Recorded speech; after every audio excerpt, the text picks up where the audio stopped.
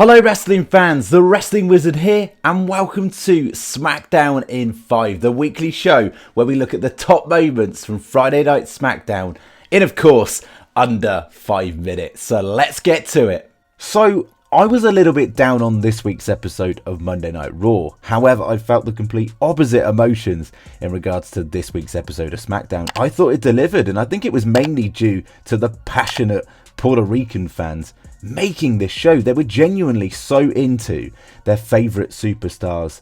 They got them over massively, and of course booing the heel acts on the night, especially Dominic Mysterio. And it just made it for me. Now I'm going to kick things off with a match which I know is going to go under the radar, and that was the matchup between Karrion Kross and Shinsuke Nakamura. This was a fantastic match. I think match of the night.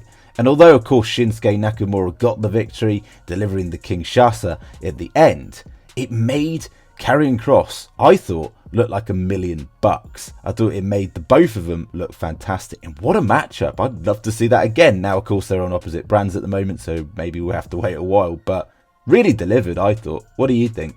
Now, of course, we can't talk about this show without talking about the LWO, Judgment Day, and of course Bad Bunny himself, who, by the way, came out on the night with a WWF logo top.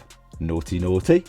Now, of course, things kicked off with a confrontation between Rey, Zelina, Dom, and Rhea. Of course, posing sides there. Rhea challenged Rey Mysterio to a matchup, which I thought was quite funny. I love how Rhea just challenges any man on the roster. I mean, she even squared up a few weeks ago to Solo Sikoa. And then, of course, Rey challenged Dom, a WrestleMania rematch sort of thing. And in the end, we got a mixed tag team match where Rey and Zelina took on Dom and Rhea. Now, Rey and Zelina got the victory, but it was more about what happened afterwards. The Judgment Day was seemingly, well, they did beat down Rey Mysterio. And then, out of nowhere, of course, we kind of knew this was going to happen. Bad Bunny came out with the LWO. And this is where WWE are quite clever. They made Bad Bunny look like an absolute giant alongside LWO. But you got to remember, Santos Escobar, who's 6'1", was stood at the back, and you had Bad Bunny in these killer boots standing next to the two smaller members of the LWO. Bad Bunny is actually only 5'11", so don't be fooled by that. And then, of course, bittersweet. LWO sort of evening the odds. Bad Bunny getting an LWO shirt as well. I thought that was pretty cool. And of course, let's not forget the fact that Dominic Mysterio ripped up a fan's LWO shirt as well. Just getting that mega heel heat and continues to do so. I love it. Love the confrontation and excited for Backlash. Priest versus Bad Bunny. On a little side note as well on the show, I loved the fact that they did a rundown of the class of the NXT draft as well, making you aware of those acts coming over. But I'm still a little bit gutted that Grayson Waller wasn't included in the main portion of the draft, because mark my words, that is a star of the future. Watch out for Grayson Waller on Friday Night Smackdown.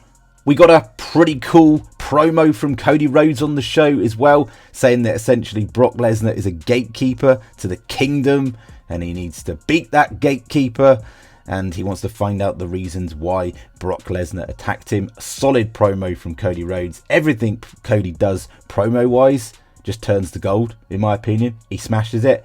Of course, we got more questions with the Bloodline. Solo Sikoa saying, I'm going to do my part, you better do yours, in relation to the Usos. Ignoring the Usos when the Usos saying that they're going to go out and get the win, obviously, for the Bloodline. I don't think we're going to see a major turn, an angle like that at Backlash. I don't think we're going to see that. The Street Profits beat Imperium. We got the debut of Cameron Grimes. Baron Corbin sort of calling him out, calling him Mr. Irrelevant. So now that's confirmed to be a matchup next week. Corbin versus Cameron Grimes. Bianca Belair came out and cut a short promo and stated that if she beats Io Sky at Backlash, she will become the longest reigning champion. Now, of course, you knew Damage Control were going to come out. You knew that Bayley was going to mock Michael Cole. Poor Michael Cole. And, of course, Damage Control came out, assaulted Bianca. But then, randomly, Liv and Raquel came out and made the save. We also saw a matchup between the OC and the Viking Raiders. The OC got the victory after delivering, of course, the Magic Killer. Overall, really, really good show. Thoroughly enjoyed it. Really, really did. Thank you so much for watching the video, and we will catch you in the next one.